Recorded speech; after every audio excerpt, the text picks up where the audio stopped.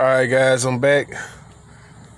Doing a little part two. As the day has went by and the sun has set and evening has approached and tonight is gonna be fallless.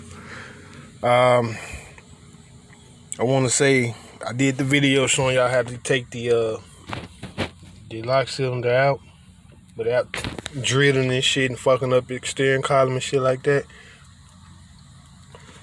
Now this right here on my car, this is bad, so I'm replacing this. Is why I took all that shit off. But you don't have to remove this to get the lock out. If you look in the video, you'll see. But I just took this out because I'm replacing this because it's shot. And plus, I'm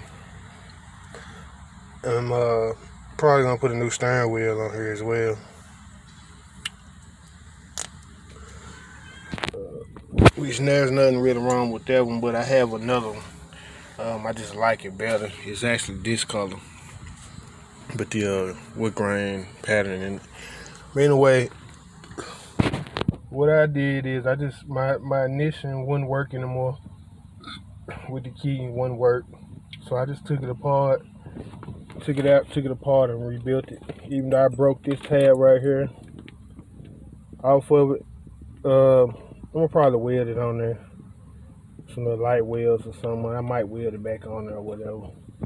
But who knows. But as you can see, my key works. I can actually crank over my car. You know what I'm saying? So, and I did some videos when I was building this engine. And here it is right here. My 306 F-150 serpentine setup. You see compressor, everything. You see it fits.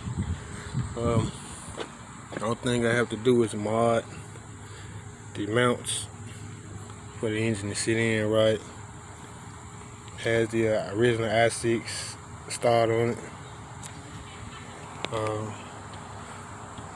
We'll use one of my old relays I had. I got a box of these. I just bought a new one, but I realized I had a whole box of these right here, so I went to my mom's house, looked in the attic, and got my box of toys, old school toys, and voila, I had about like 10 of them in there.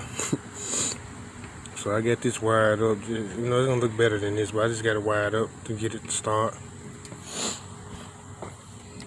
This battery is shot. I'm gonna put a new hot battery in it. All these wires, I just got all these wires ran just for mock-up purposes. They all will be cleaned up and wire loomed. Have a free pressure gauge on the regulator. Figure out where I'm gonna place that first, which I got a couple places I'm gonna place. I probably want to place it. I really want to mount it like right here. Like right over here somewhere. So I'm going to mount it over here, but this is my built 306 from a bare block, from a bare small block forward to a 306. This carburetor will be gone as well. I got Holley, I got a Holley carb, so I'm gonna put a Holley on here. 2-inch spacer on it. Original cast, intake, heads, block, everything's all original, so it's a lot of weight on this car, which I'm not going to be doing it for racing. It's just going to be, just my baby to cruise around.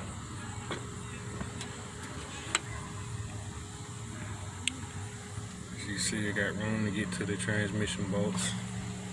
When you put a 302 in or whatever,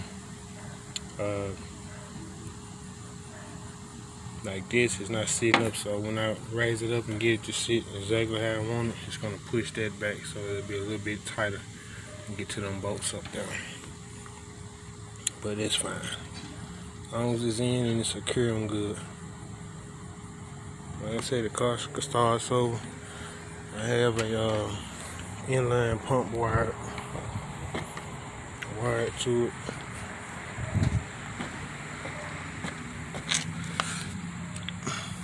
Just for markup purposes, it does leak a little. It's leaking right there.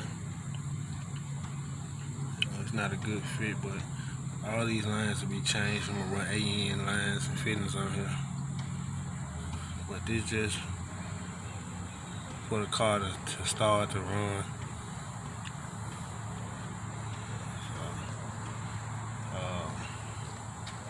Yeah, I'm gonna get this right.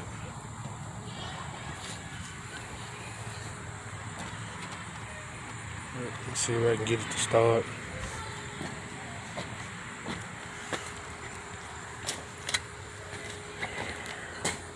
But yeah, y'all come back to me and I'm gonna see if I can get it to start.